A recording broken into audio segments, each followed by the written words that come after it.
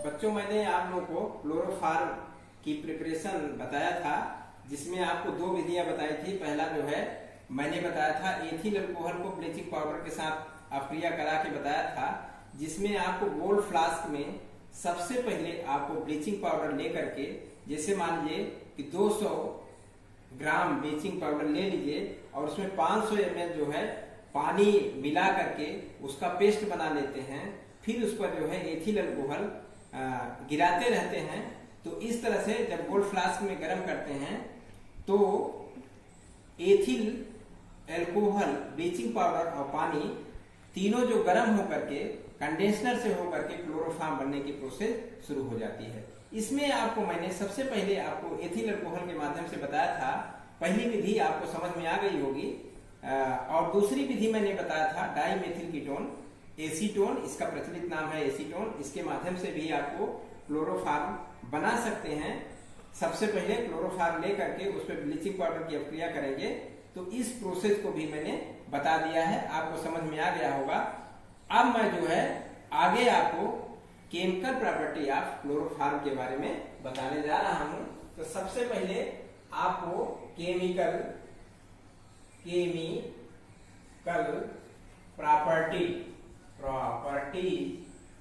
Property of chloroform CHCl3, जैसा कि आप जानते हैं केमिकल प्रॉपर्टी ऑफ क्लोरोफॉर्म के विषय में मैं बताने जा रहा हूं। तो सबसे पहले ऑक्सीडेशन, नंबर 1 आपको ऑक्सीडेशन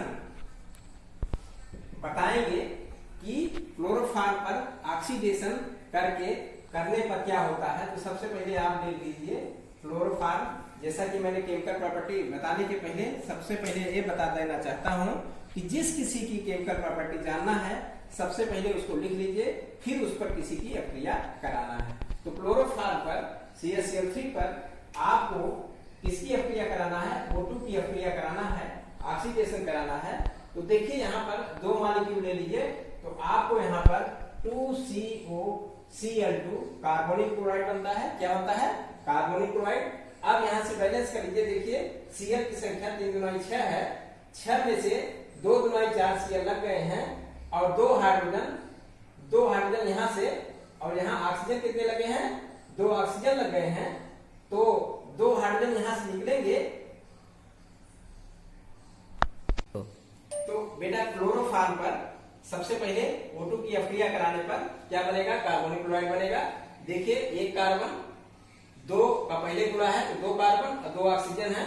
और नंबर ऑफ क्लोरीन कितने हैं? 6 है, जिसमें 4 यूज हुए हैं। 2 क्लोरीन अभी बचे हुए हैं। तो यहाँ से 2 हाइड्रोजन और 2 Cl निकल जाएगा। तो यहाँ पर 2HCl हाइड्रोक्लोरिक एसिड के 2 मॉलिक्यूल निकलते हैं।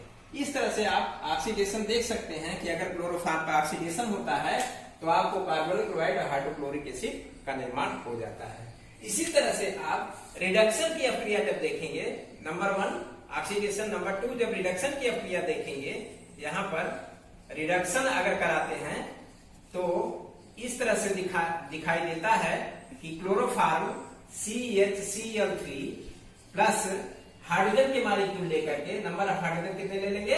6 हाइड्रोजन ले लेंगे। किसकी उपस्थिति में? जिंक प्लस H2O की उपस्थिति में क्लोरोफॉर्म की अपक्रिया हाइड्रोजन के साथ जिंक प्लस H2O की उपस्थिति में जब अपक्रिया कराते हैं तो यहाँ पर देखने को ये मिलता है कि नंबर ऑफ हाइड्रोजन कितने हैं? 6 है। नंबर ऑफ हाइड्रोजन कितने हैं? 6 है।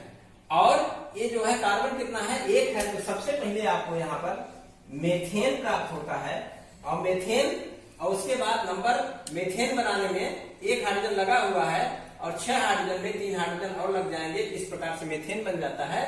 तो यहाँ पर 3 हाइड्रोजन और 3 Cl बच रहे हैं। इस प्रकार से हाइड्रोक्लोरिक एसिड के HCl के 3 मॉलिक्यूल बनते हैं। तो रिडक्शन के दौरान आपको मेथेन प्राप्त हो जाता है और ऑक्सीडेशन के दौरान कार्बोनिक क्लोराइड प्राप्त होता है। इसी प्रकार से रिडक्शन में दूसरी अपक्रिया अगर देखते हैं तो क्लोरोफॉर्म को CHCl3 पर Cl2 का योग कराते हैं। Cl2 का योग कराने पर देखिए यहाँ पर जो बनता है वो बनता है मेथिलीडीन डाइक्लोराइड का निर्माण होता है। CH2Cl2 का निर्माण होता है।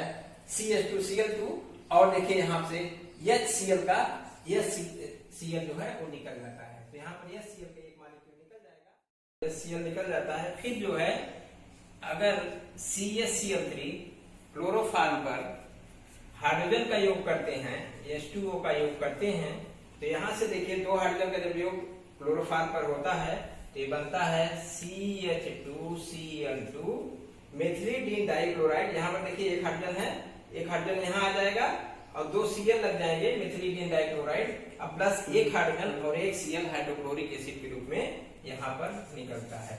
इस तरीके से बच्चों आपको समझाया, मैंने बताया रिडक्शन में कि क्लोरोफॉर्म पर अगर हाइड्रोजन का योग करने पर जिंक प्लस H2O की उपस्थिति में अपक्रिया कराते हैं तो मेथेन और हाइड्रोक्लोरिक एसिड का निर्माण होता है, तथा अगर क्लोरोफॉर्म पर दो हाइड्रोजनों का योग करते हैं तो मेथिलीडीन डाइक्लोराइड और हाइड्रोक्लोरिक एसिड का निर्माण होता है। इस तरीके से इसकी अगली अपक्रियाएं केमिकल प्रॉपर्टीज मैं इस तरह बताने जा रहा हूं कि बच्चों पूछा जाता है कि क्या होता है जब क्लोरोफॉर्म पर सिल्वर की अपक्रिया होती है। तो ये तीसरी केमिकल प्रॉपर्टी मैं बताने जा रहा हूं कि क्या होता है जब क्लोरोफॉर्म पर CaCl3 पर सिल्वर की अपक्रिया होती है। तो सिल्वर देखिए Ag के 6 मॉलिक्यूल ले लेंगे और यहाँ पर 2 मॉलिक्यूल बढ़ा लेंगे इसके क्लोरोफॉर्म के। तो इस प्रकार की अपक्रिया ये पूछी जाती है, इस तरह भी पूछी जाती है कि क्या होता है जब क्लोरोफॉर्म पर सिल्वर की अपक्रिया होती है। तो इसको सॉल्व करना है या कैसे प्राप्त करेंगे क्लोरोफॉर्म से एथाइन। ठीक है, दोनों प्रश्नों का उत्तर एक है और इसको सॉल्व इस तरह से किया जाता है कि जब देखिए 2 मॉलिक्यूल, यहाँ पर 2 कार्बन है, 2 हाइड्रोजन है, तो यहाँ पर हो जाएगा CH triple bond CH ethyne हो गया। और यहाँ पर देखिए दोनों कार्बन दोनों हाइड्रोजन यूज हो गए।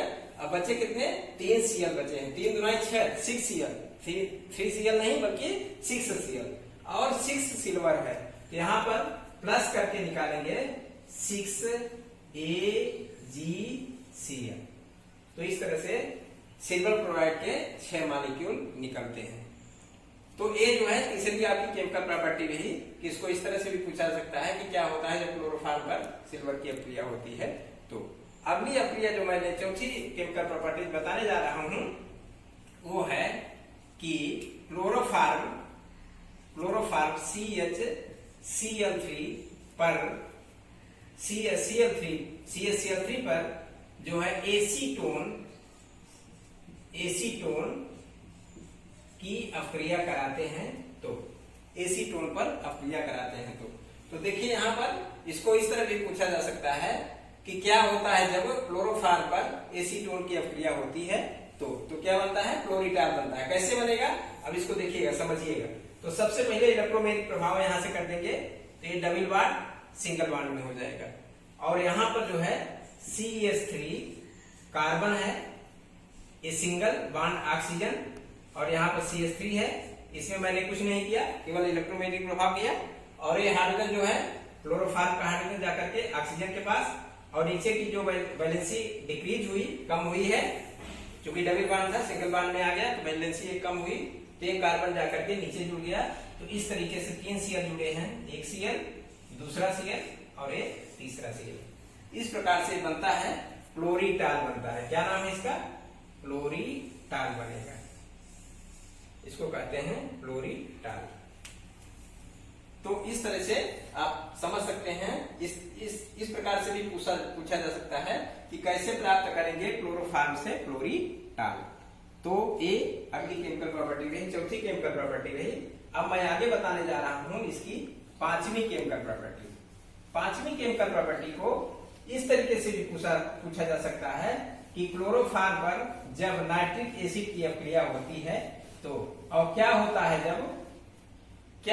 जब क्लोरोफॉर्म पर नाइट्रिक एसिड की अपक्रिया होती है। तो ठीक है, तो सबसे पहले लिखेंगे क्लोरोफॉर्म, लिख लेंगे CaCl3 plus HNO3 nitric acid की अपक्रिया कराते हैं इस पर। तो अब देखिए यहां से एक हाइड्रोजन यहां से, एक ऑक्सीजन यहां से निकल जाएगा। ठीक है, तो पानी का एक मॉलिक्यूल निकलता है यहां से, एक हाइड्रोजन यहां से और एक हाइड्रोजन यहाँ से और एक ऑक्सीजन यहाँ से, पानी के एक मॉलिक्यूल निकल जाएगा। और ये जो है कार्बन यहाँ पर बचता है, तो एक Cl यहाँ, दूसरा Cl लगा हुआ है, तीसरा Cl लगा है, और ये जो है NO2 है, प्लस हो जाएगा H2O। तो इसको कहते हैं क्लोरोपिक्रीन। क्या नाम है इसका? क्लोरोपिक्रीन। इस तरह से पूछा जा सकता है कि क्लोरोफॉर्म से क्लोरोपिक्रीन कैसे बनाएंगे या कैसे प्राप्त करेंगे। समझ में आ गया बच्चों आपको? तो इस तरह से इसकी केमिकल प्रॉपर्टी चल रही है। अगली केमिकल प्रॉपर्टी, छठवीं केमिकल प्रॉपर्टी है कि क्लोरोफॉर्म की अभिक्रिया CHCl3 की अभिक्रिया पोटेशियम हाइड्रोक्साइड के साथ कराने पर, पोटेशियम हाइड्रोक्साइड KOH के साथ कराने पर देखते हैं क्या प्राप्त होता है। 4 मॉलिक्यूल पोटेशियम हाइड्रोक्साइड के ले लिए और इस पर जो है अभिक्रिया कराते हैं, तो सबसे पहले पोटेशियम फार्मेट बन जाएगा, पोटेशियम फार्मेट। तो HCOOK। अब देखिए पोटेशियम कितने मॉलिक्यूल रहे? 4 मॉलिक्यूल। तो इसमें से एक मॉलिक्यूल पोटेशियम फार्मेट में खर्च हुआ और 3 पोटेशियम बचे हुए हैं और 3 Cl बचा हुआ है। तो सबसे पहले क्या निकाल देंगे? 3KCl, KCl potassium chloride. अब देखिए यहाँ पर एक हाइड्रोजन और OH यहाँ पर 4 का गुणा है, तो 4 ऑक्सीजन 4 हाइड्रोजन, ठीक है, 4 ऑक्सीजन और 4 हाइड्रोजन, जिसमें ऑक्सीजन कितने दिए गए? 2 ऑक्सीजन यहाँ पर खर्च हुए। तो कितने ऑक्सीजन बचे हैं? 2 ऑक्सीजन बचे हुए हैं। और हाइड्रोजन की संख्या जोड़ लीजिए, 4 हाइड्रोजन यहाँ और नंबर ऑफ हाइड्रोजन 1 यहाँ, 5 हाइड्रोजन, जिसमें जो है 1 लगा हुआ है। तो अपने पास कुल 5 हाइड्रोजन थे, जिसमें से अभी आपको 4 हाइड्रोजन बचे हुए हैं। 5 हाइड्रोजन थे जिसमें से 4 हाइड्रोजन, देखिए 4 हाइड्रोजन 1 5, जिसमें से 1 हाइड्रोजन यहाँ लगा हुआ है और नंबर ऑफ हाइड्रोजन 4 है। ऑक्सीजन 4 थे जिसमें 2 लगे हुए हैं, तो 2 बचे हुए। इस तरह से रासायनिक समीकरण इस तरह संतुलित कर लेते हैं। तो बना क्या? इसको कैसे देखते हैं? क्लोरोफॉर्म पर अगर पोटेशियम हाइड्रोक्साइड की अभिक्रिया होती है तो potassium format, hydro potassium chloride और H2O का निर्माण होता है। ये आपको केमिकल प्रॉपर्टी रही। इसी प्रकार से इसी क्रम में आपको अगली केमिकल प्रॉपर्टी मैं जो बताने जा रहा हूं वो इस प्रकार है कि क्या होता है जब क्लोरोफॉर्म की अभिक्रिया फिनाल के साथ होती है। तो क्लोरोफॉर्म की अभिक्रिया फिनाल के साथ, तो सबसे पहले आपको लिखना है chloroform CHCl3 plus phenol. Phenol का स्ट्रक्चर बना लीजिए इस तरीके से। ये फिनाल का स्ट्रक्चर हो गया। यहाँ पर ऑल्टरनेट सिंगल डबल बॉन्ड आप लोग जानते हैं, ये जो है फिनाल हो गया, ठीक है। अब इस पर जो है आपको प्लस या एरो के निशान लगाकर इसको बना सकते हैं। यहां पर आपको 4 सोडियम हाइड्रोक्साइड के साथ अभिक्रिया होती है और 60 से 70 सेल्सियस पर अभिक्रिया होती है। इसको रायमंड टीमन अभिक्रिया भी कहते हैं। क्या कहते हैं? रायमंड टीमन अभिक्रिया। इस अभिक्रिया को कहते हैं रायमंड टीमन अभिक्रिया।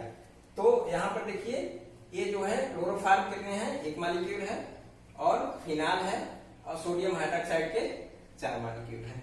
ये अभिक्रिया है। तो सबसे पहले इसको जो है आपको यहाँ से देखना है कि ये जो क्लोरोफॉर्म है इसको रिएक्ट करता है। तो यहाँ से ये फिनाल है और ये सोडियम के कितने हैं? 4 है। तो 4 में से 3 जो है सबसे पहले यही माइनस कर दीजिए, 3NaCl। 3NaCl सोडियम क्लोराइड के 3 मॉलिक्यूल निकल जाएंगे। नंबर ऑफ सोडियम कितने हैं? 4 हैं, जिसमें से 3 हाइड्रोक्लोरिक एसिड, तीनों Cl निकल जाएंगे। अब देखिए और -3H2O और यहां पर जो है ONA। अब 1 सोडियम यहां से और 1 ऑक्सीजन यहां पर ये जुड़ जाएगा और यहां पर जो है आपको कार्बन, हाइड्रोजन और 1 ऑक्सीजन जुड़ जाएगा। तो यहां पर हो जाएगा CHO। इसको कहते हैं सोडियम सैलिसिलेट। Sodium salicylate. तो अब इस पर जो है देखिए सबसे पहले समझ लीजिए क्लोरोफॉर्म की अभिक्रिया जब फिनाल के साथ होती है तो 4 सोडियम हाइड्रोक्साइड के मॉलिक्यूल जुड़ गए के साथ अभिक्रिया हो रही है, तो 3 NaCl, यहाँ पर 3 Cl और 3 सोडियम के 3 Na निकल जाते हैं, 3 H2O। अब H2O कैसे बैलेंस करेंगे, देखिए सबसे पहले समझिए, 4 यहाँ पर हाइड्रोजन है और 4 वहां पर हाइड्रोजन, 1 हाइड्रोजन, 5 हाइड्रोजन हो गया और एक यहाँ जो जुड़ेगा 6 हाइड्रोजन। इस तरीके से आपको 6 हाइड्रोजन और 3 ऑक्सीजन निकल जाते हैं, जिसमें से 4 ऑक्सीजन में 1 ऑक्सीजन यहाँ चला जाता है, 3 ऑक्सीजन यहाँ निकल जाते हैं। अब इस पर जो है क्रिया कराना है, प्लस कर लीजिए या ऊपर लिख सकते हैं इस तरह से, HCl का योग कराना है। क्या कराना है, HCl का जब योग कराते हैं तो ये बनता है इस तरीके से बनता है यहाँ पर। तो ये जो है यहाँ पर देखिए सोडियम है तो NaCl निकल जाएगा और हाइड्रोजन जाके यहाँ जुड़ जाएगा, यहाँ पर हो जाता है OH और यहाँ पर हो जाता है CHO। अब प्लस करके लिखते हैं NaCl, इसलिए इसको कहते हैं सैलिसिलिक एल्डिहाइड। यहाँ पर निकलता है सैलिसिलिक एल्डिहाइड और NaCl निकल जाता है, जिसको कहते हैं रायमंड टीमन अभिक्रिया। क्या कहेंगे इसको, रायमंड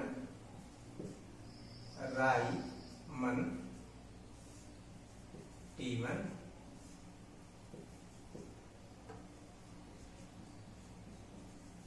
अभिक्रिया, रायमंड टीमन अभिक्रिया भी कहते हैं इसको। एक अगली केमिकल प्रॉपर्टी रही और आगे इसी क्रम में अगली केमिकल प्रॉपर्टी जो बताते हैं हम, तो सबसे पहले लिखेंगे क्लोरोफॉर्म CaCl3 प्लस CaCl3। ये CaCl3 का योग जब जो है यहां पर Cl2 का योग कराते हैं, किसका योग कराते हैं, Cl2 का योग कराते हैं, तो यहां पर देखिए नंबर ऑफ कार्बन 1 है, तो ये जो कार्बन है 3 Cl ऑलरेडी पहले से जुड़े हैं, 1 Cl, दूसरा Cl, तीसरा Cl, चौथा Cl और ये जो है 1 हाइड्रोजन और 1 Cl हाइड्रोक्लोरिक एसिड के रूप में निकलता है। इस प्रकार से हम लोगों ने केमिकल प्रॉपर्टी ऑफ क्लोरोफॉर्म की रासायनिक अभिक्रियाएं देखा है। आपको सभी रासायनिक अभिक्रियाएं समझ में आ गई होंगी, थोड़ा ध्यान से समझिएगा, चूंकि इसमें प्रिपरेशन ऑफ क्लोरोफॉर्म और केमिकल प्रॉपर्टी ऑफ क्लोरोफॉर्म में से बोर्ड परीक्षाओं में अक्सर प्रश्न पूछा जाता है, इसलिए बच्चों ध्यान से समझिए। अगर कोई प्रश्न मान लीजिए प्रिपरेशन ऑफ क्लोरोफॉर्म या केमिकल प्रॉपर्टी ऑफ क्लोरोफॉर्म में कोई रिएक्शन अभिक्रिया न समझ में आई हो तो उसको फिर से समझिएगा, ध्यान से पढ़िएगा। कोई अगर नहीं समझ में आ रही है या बाद में कोई दिक्कत हो रही समझने में, तो आप हमसे संपर्क कर सकते हैं या अगले दिन पूछ सकते हैं।